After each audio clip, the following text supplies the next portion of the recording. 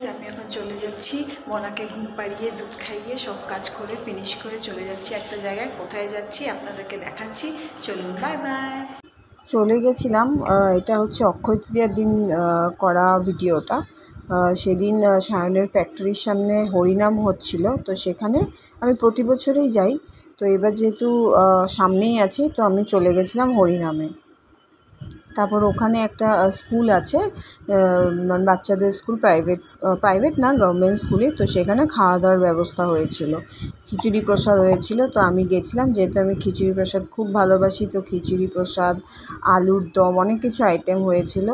তো আমি প্রসাদ খেয়ে তারপর ভাবলাম যে না, আগে প্রসাদটা মানে নমস্কার করে নিয়েছি, তারপর প্রসাদটা খেলাম। খেয়ে তারপর হয়েছে একটু হরিনামটা দেখে তারপর বাড়ি চলে যাব। তো যথারীতি প্রসাদ গ্রহণ করে প্রসাদ নিয়ে আমি টোটো ধরে মা বাবার জন্য নিয়ে, সায়ন পার্সেল করে দিয়েছিল, মা বাবার জন্য নিয়ে চলে এসেছিলাম। তো কেমন লাগলো আজকে আমার ভিডিওটা জানাবেন। Bye bye.